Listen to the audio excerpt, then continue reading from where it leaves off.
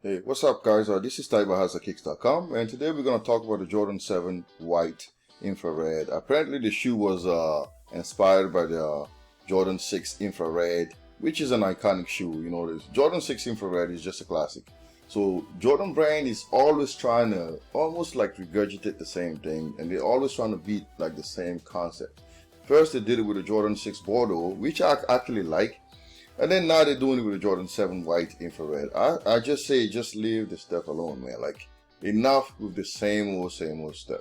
It's just boring, redundant, and it makes my job as a writer hard in the sense that I don't find joy in writing these articles anymore, because I kind of feel like it's the same thing.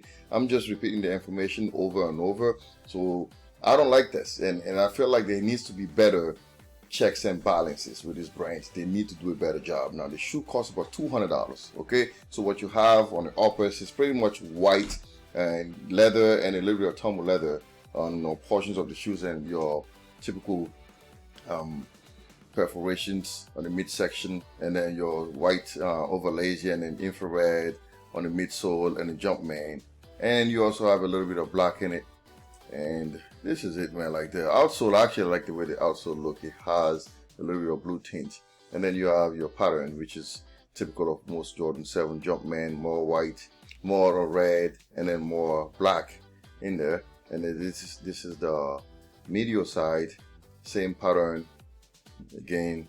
I mean, there's nothing special. Now the insole has a Nike Air logo on it, and then you have your toe, white toe, and then your perforations on the extension of the tongue, and then Air Jordan on the outside of the tongue, and then the back side has a 23.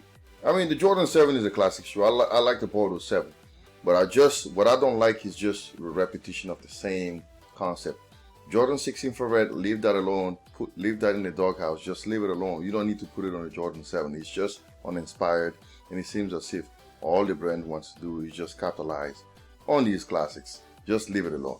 Okay, so this is it here. Now the shoe's gonna cost about $200. So should you resell the shoe? I hope you abandon the idea soon. Okay, so I'm gonna show you something that's gonna open your eyes in a minute. So basically, this here is pretty much what people are asking for this shoe at this point. Remember, the retail price is $200. This is how much the brand is selling the shoe for. $200, and after tax, you're talking $212 if you live in the state of Maryland, right? Now, as of now, for a size 7.5, sellers are asking $197. Okay, for a size 8, they want $192. For a size 8.5, they want $178. For a size 9, $185. A size 9.5, $185. A size 10, they want $170. A size 10.5, they want $184. A size 11, they want $186. A size 11.5, $180. Size 12, $184. Size 12.5, $199, or let's say $200. Size 13, about $196. So basically, you see the writing on the wall. So basically, sellers actually want less than retail for the shoe. Right now, the shoe's not even out, and they actually want less than retail. So these lead me to ask a lot of questions. So how are they able to sell the shoe for below retail? That's only three options. Either they're selling fakes, because that's the only way you can sell a shoe for less than retail. But I don't think that's the case, because I collected the data on StockX and other marketplaces, so they will not try to put their reputation on jeopardy. So I don't think it's fake. Now the second option is there are probably sellers that are retailers are doing that, in the sense that if I'm a retailer, okay, and I know that I can sell a shoe quicker on StockX or maybe Goat or maybe eBay. Probably not eBay, but on like StockX or Good. The sales are not traceable. You can't track it. It's not like you can see the feedback of the buyer who bought the shoe. So that's not possible. That's not a possibility, right? So in that case, so what happens is, if I'm a retailer and I'm buying the shoes, so Nike, the retail price is $200. So I bet you the retailers are paying maybe $90 or $100 for it, right? So if I can sell the shoes now quicker on StockX, so I'm going to sell my inventory on StockX. No one knows who's selling it. I can use somebody else to sell my inventory. I bet you in years to come, stories are going to pop up saying that people, retailers, were selling their stuff on StockX. Again, the data can now be tracked. They can't trace it. They can't trace it back to the seller, so they can do that because all the information is kept private, right?